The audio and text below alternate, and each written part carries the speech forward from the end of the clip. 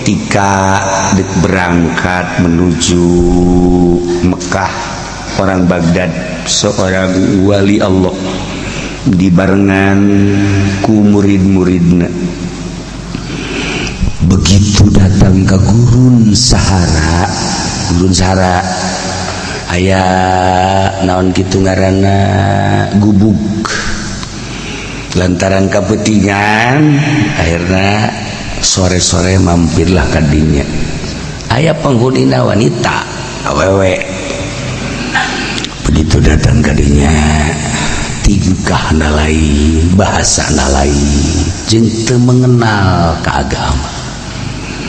Nyana cicing wali jeung santri-santrina neuleut tingkah awewe. Begitu disuguhan caina panas, di samping panas ngaleuwihan ti uyah. Ngaleuwihan uyah naon atunya? Asin lah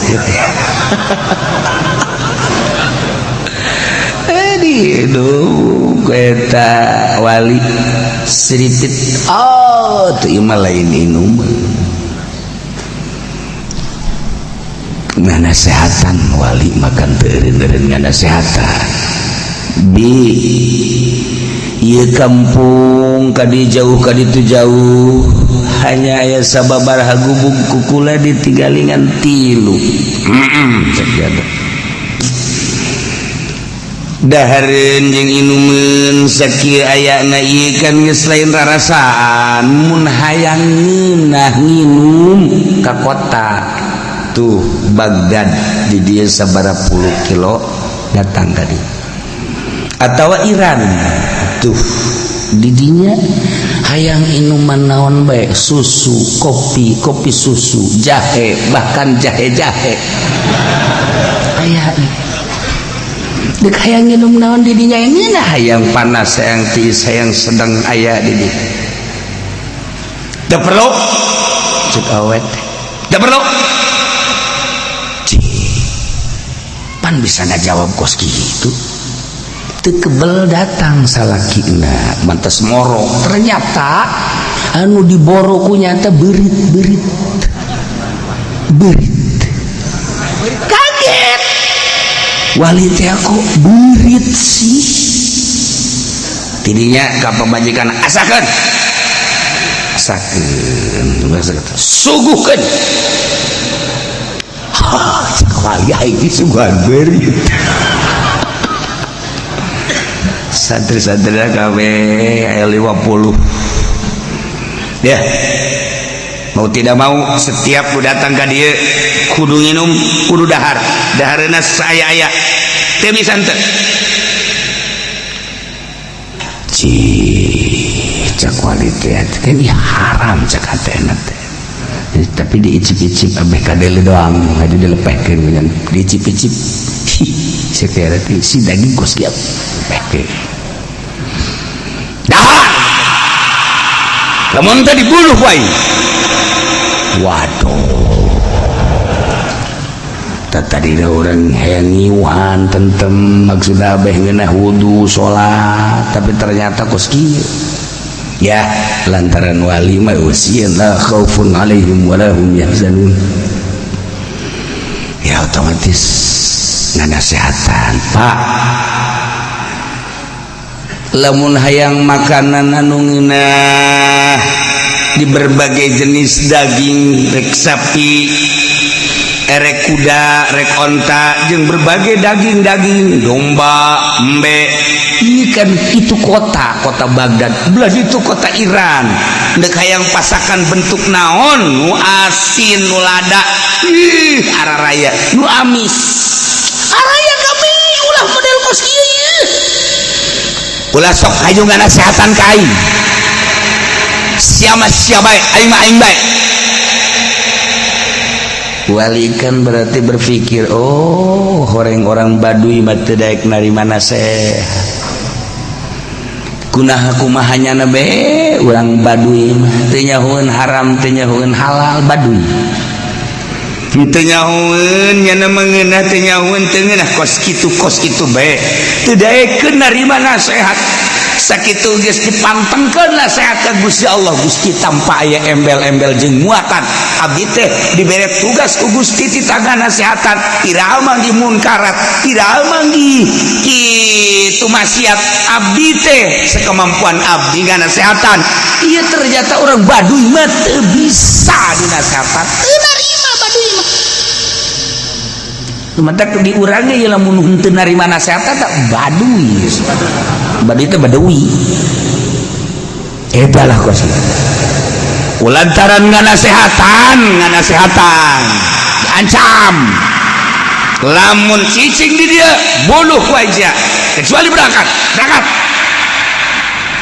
aing teu perlu nasihat sakurang Baduy teh segala ceramah segala naon julukan 1 juta umat 1000 umat bohong amplop kayaknya sial teh Baduy kunaon jeung ngereweng kitu teh Badunya Masya Allah tambah nanti aing teh mah eueuh di ditu mah ngereweng kitu nah ayeuna berangkat balik cek kiai cek wali barang terus lanjutkeun pemberangkat lalakon ke Mekah tah menang sababaraha kilo tidinya haus perbekalan cai ditanya eueuh coba dengan sumur aya sumur begitu aya sumur cuman eueuh timba coba dengan timba jangan cai dengan timba aya begitu diasupkeun timba kaluhur eueuh aya nu nari jangan ditimba eueuh deui 3 kali eueuh coba turun salah saurang lep eueuh naik coba susul deui ku saurang eueuh deui disusul deui eueuh deui beak 50 kabeh tinggal kiai sorangan iya sakiai teh aing berarti ieu lamun teu nyusul aing hirup sorangan lamun nyusul berarti aing paeh lah cek kana teh la khaufun alaihim wa lahum yahzanun namanya santri aing paeh aing kudu hirup soranganan eta kiai bener sama kos itu kiai itu bener lain gitu cukup santri bae nu paeh mama ulah Masya Allah santri gak ditanya saya menang berkat ente kajian mama menang alhamdulillah nyeri jasa paneta nasib santri nyeri lain gitu saya menang berkat ente ya nu mama ya tah jang sararia kabeh kajian mama eta kiai bener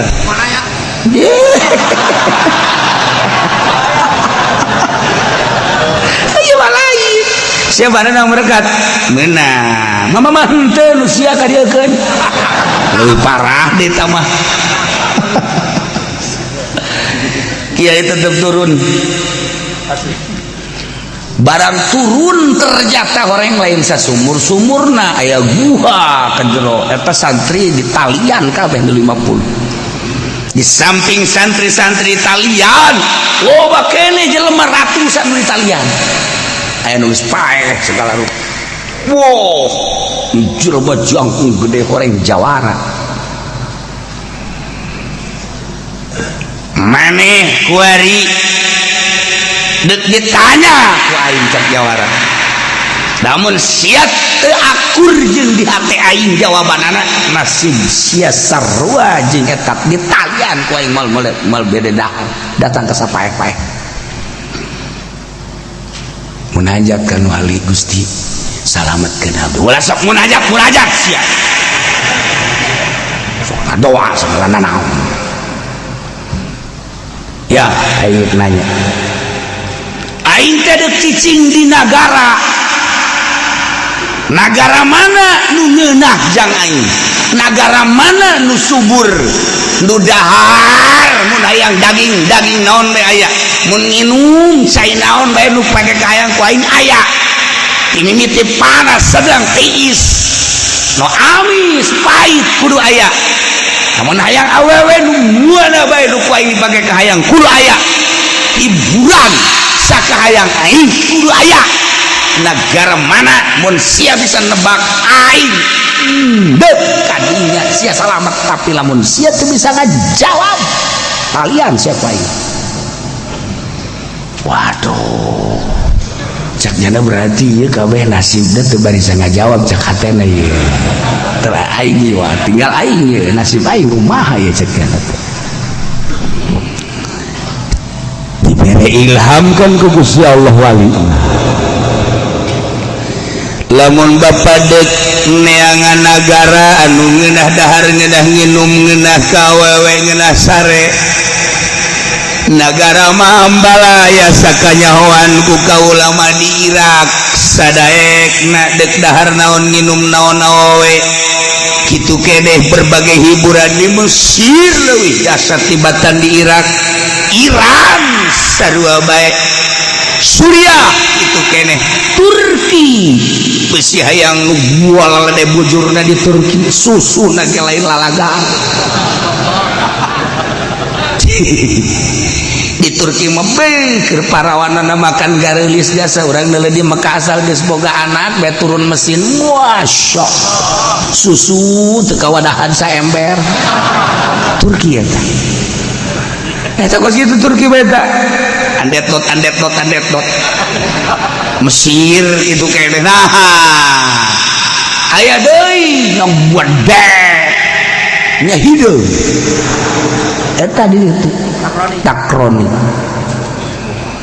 manehna ge uturan itu ieu sebenarnya ayalah wajah-wajah takroni tah dek neangan kesenangan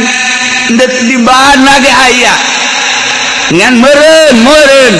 moal aya nu ngaleuwihan ti dua negara hiji Mesir dua Turki eta urusan dunia tapi ceuk ulah mamaningan ge ulah kos kitu neangan mah di mana nu urang bisa tentrem hirup sanajan di kampung sanajan di leuweung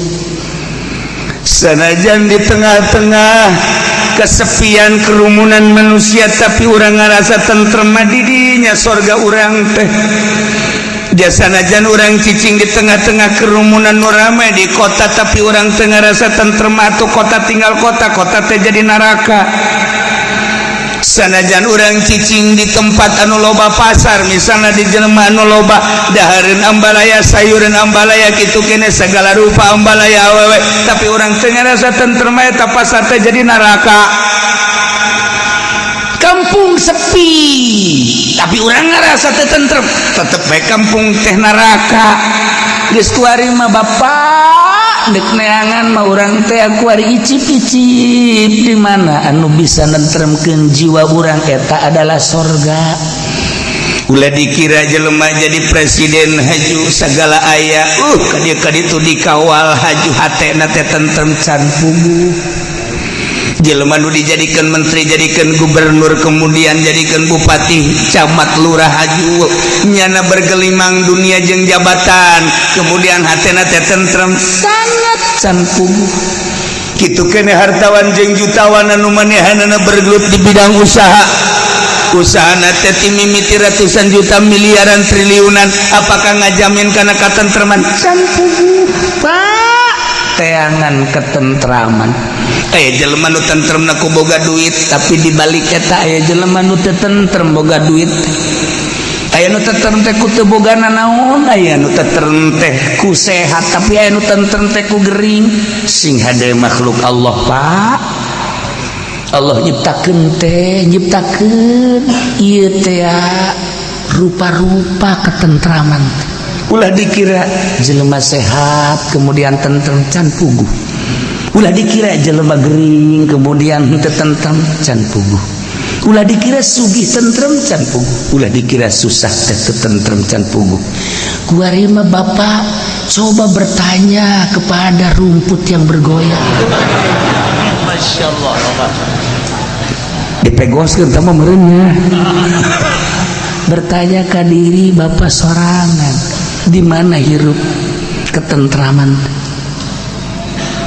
Kakak ceknya aing manggihan nasihat model maneh lolobana mangan nasihatan teh hayang hebat tah jadi presiden, hayang hebat tuh jadi raja,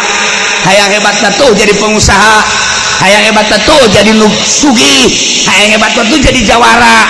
Eueuh di hati aing kabeh geus sebab aing geus ngajajal kabeh geus ngarasaan. Jadi raja aing geus jakos itu, jadi sugih aing geus jakos itu, jadi jawara aing geus ngarasaan kos itu. Aing nyangan ketentraman can magi-magi. Ternyata nasihat siar rada asuh. Teruskan coba nasihat siar. Teruskan. Lamun bapa neangan ketentraman teh ulah ngadengekeun nasihat batur sebab bapa nu bakal ngarasakeun. Tapi ai jalan-jalan mah tetep bae kudu menta ti jelema anu geus ngarasakeun ketentraman. Lamun bapak geus pernah jadi raja di kerajaan tentrem ulah teruskeun. Lamun bapak jadi jelema sugih teu ngarasa tentrem ulah. Lamun bapak jadi jawara teu ngarasa tentrem ulah. Nah, kasugihan, jabatan, kekayaan segala nentremkeun. Kuari bapak nanya ka jelema nu geus pernah manggihan katentreman abeh bapak neruskeun.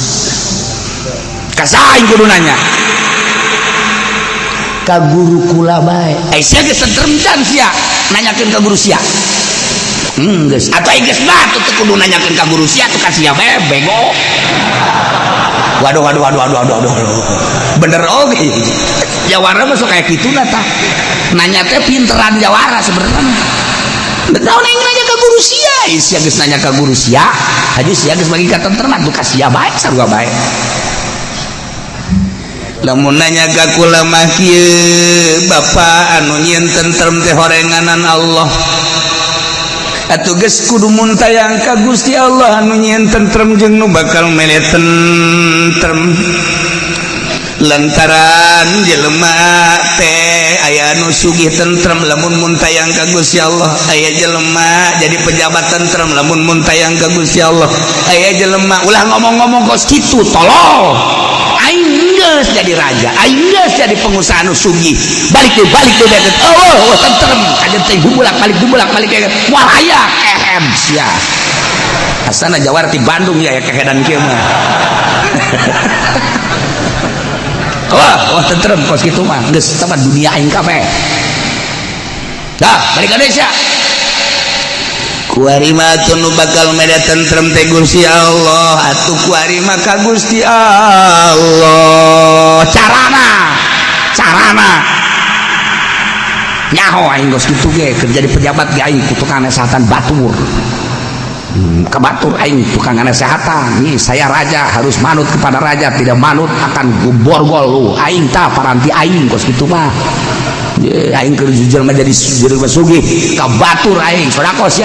ya ke tungtungna kakarak aing nu nganggeuskeun tilok aing ge. Jelema nu ngarasa mah seuri. Tah carana kumaha coba? Ya carana mah tetep bae kudu nyaho heula ka Allah. Ari nyaho ka Allah teh zat anu mukhalafah lil hawadits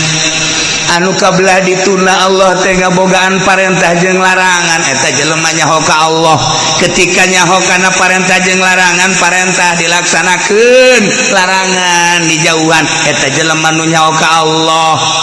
Lain kiai lain, kadang-kadang kiai ge parentah Allah teh dilaksanakeun, larangan Allah dilaksanakeun. Di mana eta kiai kos kitu? Aya di Belaraja jeung di Cikupa kiai nu ngridit. Tambahna tambahna. Jadi berarti nyaho ka Allah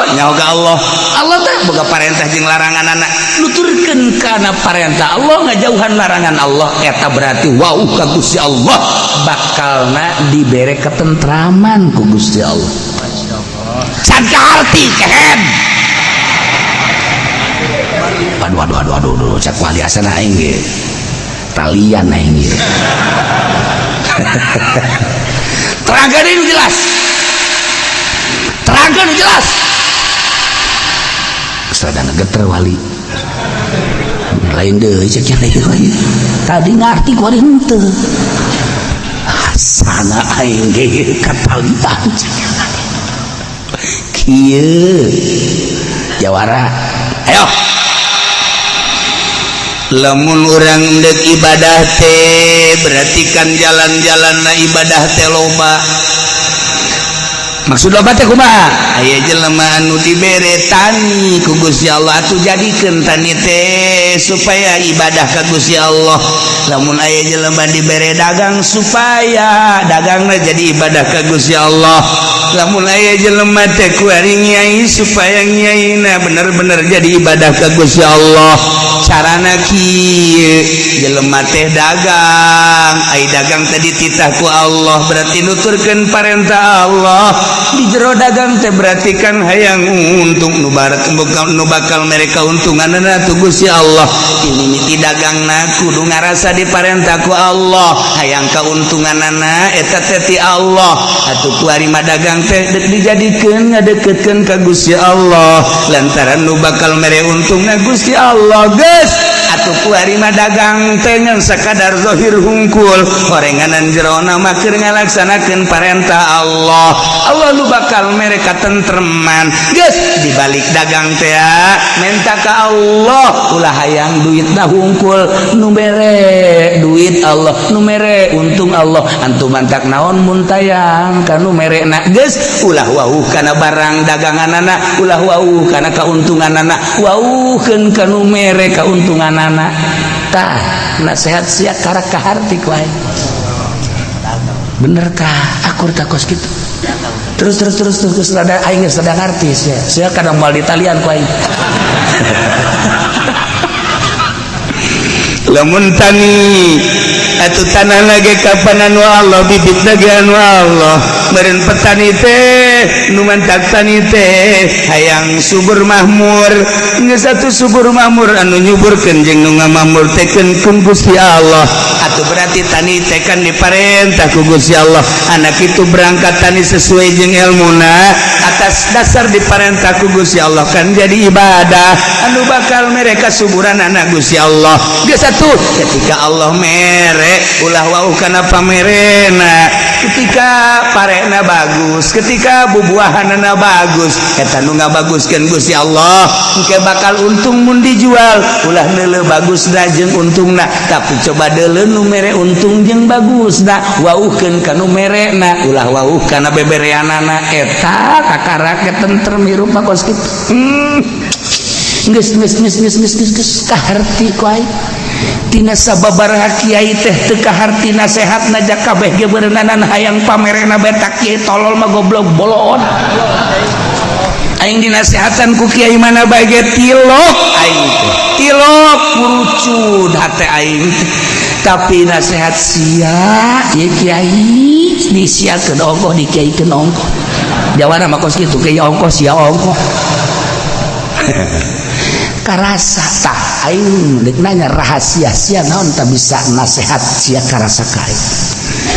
wallahu alam tama urusan Allah aku teh bisa ngomong ti Allah digerakkeun ku Gusti Allah diparentah nganasehatan ge ku Gusti Allah teu asa kula nganasehatan teh lantaran atuh kula mah atas dasar parentah Allah asa ngarasakeun parentah Allah geus kula mah di mana ngomong teh asa dibarengan ku Gusti Allah sebab di mata deuleu aya sifat deuleu Allah diceuli denge aya sifat denge Allah di sisan ngomong aya sifat lisan Allah geus kabeh jatuh lain nu kula deuleu teh deuleu Allah denge teh denge Allah lisan teh lisan Allah nyanggakeun sadaya-daya geus kula mah teu ngaku-ngaku oh paingan ai kiai nu itu nu mana nu aya digigit geus ulah sok macem-macem maksudnya kiai nu mana nu sok mamaca eta kumaha eta mah jurig maca eta mah aduh dibacaan oleh Tuan Syekh Abdul Qadir Jailani anti dunia hari nu macana kekerewak kana dunia dikutuk ongkos ahli Quran lamun aya jelema maca Quran ngan sakadar ngabeberes makharijul huruf jeung lagamna Quran bakal ngutu ka jelema nu macana Quran bakal ngutuk kanu macana ulah sambarangan. Wali mah kos kitu bahasan teu saeutik qori anu dikutuk ku Quran. Quran kalamullah dipake lalagaan dikutuk ku Quran sorangan. Hakikatna ku Gusti Allah teu saeutik qori anu dikutuk ku Gusti Allah. Cirina jelema nu dikutuk ku Gusti Allah masa sia anu dipagahkeun Quran tapi hasud, masa sia anu dipagahkeun Quran tapi dengki, masa sia anu dipagahkeun Al-Qur'anul Karim tapi manehanana teu warau jeung ahli-ahli Allah, masa sia anu dipagahkeun Al-Qur'an tapi dadasekan dina dunia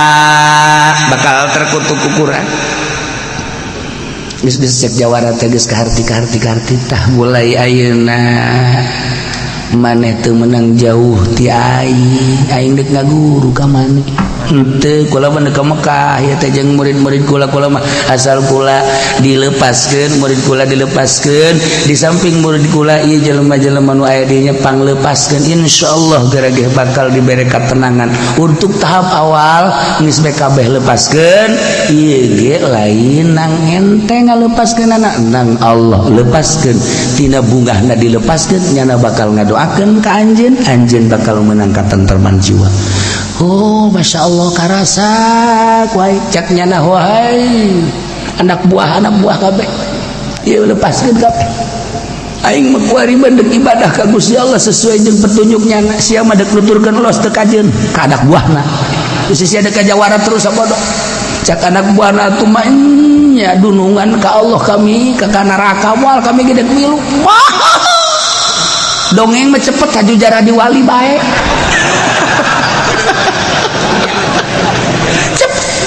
Kuna ada guruna wali, muridna jara di wali. Ji, aja coba ge, urang guru nulis kakarek sapoe dua poe ge, alif geus rada beda. Urang atuh guguru asal aya guruan we beda kadeuleunang, ngeunaheun we kadeuna. Urang guguru kitu politik sebulan 2 bulan haju bagus we politik haju ngarti. Guguru ekonomi nu mantak haji pedi mah rugi bae teu boga guru. Teu boga guru istiqomah dina ruginya nama. Hai kudu boga guru mah carana beda tuh. Nah tergantung kumaha guru nah ieu guruna wali atunya nage mengarah ka wali jawara cak jana di nagara aing kungsi di usaha aing kusti di budaya aing kungsi di memana ngagarong aing kungsi ternyata aing ngadengekeun nasihat lain nasihat ahli Allah mah teu karasa ku hate aing kakarak ngadenge nasihat nu karasa horeng nasihat ti ahli Allah aing kuari gurat batu moal ngajauhan ti ahli Allah ti ayeuna datang ka pae diangkat jadi wali Allah kalaluar kabeh wow bareng kalaluar eta kiai ditalubruk ku sabab anjeun kami salamet ku sabab anjeun kami salamet eta jawara kararieu ratusan di talian teh beres kabeh geus barali kabeh tiganyana nangkep kiai ku sebab anjeun kula ge salamet tuh gitulah. Nah guys teu kudu gabarengan kula mah berangkat ka Mekah. Nah ieu kumaha ieu hasil daripada dongeng eta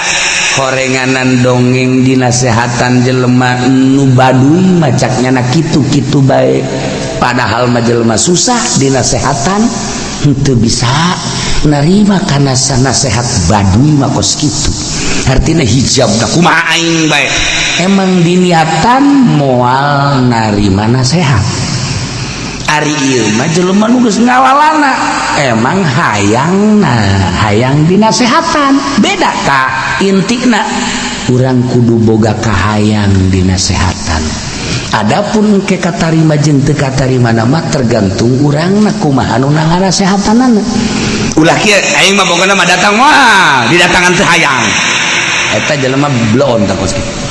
aing mah pokona mah moal bisa moal aing mah datang ke pengajian moal ngondang kiai moal aing mah eta ngaranna geus teu narima kana nasehat ieu mah meuleuh kandel hijabna aing udah datang ke pengajian ngadengkeun nasehat adapun geus datang ka ditu mah kumaha aing bae datang geus ngaji ulah loba omong di mana ngajina maing bae cek nanti neangan tiang di mana tiang maksudna geus apa nama eta kos gitu. Jadi kieu kesiapan diri horeganan lamun diri siap menerima nasihat narima jeung tarima mah kana nasihat urusanana lain deui ngan siap dinasehatan tanda ahli sorga. Tapi ketika geus teu siap dinasehatan sanajan kiai ge aya aing mah moal daek narima nasihat ti sasaha aing moal ka jeung hukum ge sebab ilmu naonna tuh jadi aing mah aya kabeh cilaka ieu kiai cilaka ieu kiai kos aing mah pokona mah dagang aing mah moal narima nasihat kana sejen aing mah geus kumaha aing bae mah bang eta ge cilaka ka jeung hukum ge cilaka geus datang ka innalillahi wa inna ilaihi raji'un sakitu bae kudu narima kana nasihat mandak jelema anu narima kana nasihat salamet aya jawara salat tilok puasa tilok judi terus baik tapi lamun muludan kondang ka mulud balik kok becet salah mah muludan urang dinya ge kaget teh sia silok salat tilok puasa tilok semua ulah loba ngomong teh urusan aing nyana kan kadang-kadang nasihat oh iya kebal-kebal kan nyawa berarti aing salah ya padahal encan nyana teh tobat mah tapi geus ngarasa salah tah ngarasa salah eta lah nu mahal ngarasa salah eta lah nu mahal teh eta tah ngarasa salah aing aduh salah ya tah ku ngarasa eta tah salamet dalam di akhirat jih anu bahaya ge sia ka aing nasehatan emang aing salah dia tuh salah atau emang nu kampur sia aja pangeran tah ieu mah teu ngarasa salah saeutik eta bahaya gitu kiai geus teh emang aing salah jangan teh mah tuh salah aing mah ajeun kumaha ge sebab aing mah boga ilmu ieu kiai di neraka ini kos kiai nah iyalah sakumaha dongeng tadi nu hiji dinasehatan baduy susah nyada teu daek narima nasihat sebab teu siap dinasehatan jeung embung dinasehatan aing mah aing bae tapi ieu jawara geus kalalakon ka dieu ka ditu siap hayang dinasehatan mana nasihat anu asup ka jero hate aing mangpaat mudah-mudahan urang kabehan dijadikeun jelema nu narima kana nasihat anu haus kana nasihat sehingga urang dibere taufik ku Gusti Allah disalamatkeun ku Gusti Allah.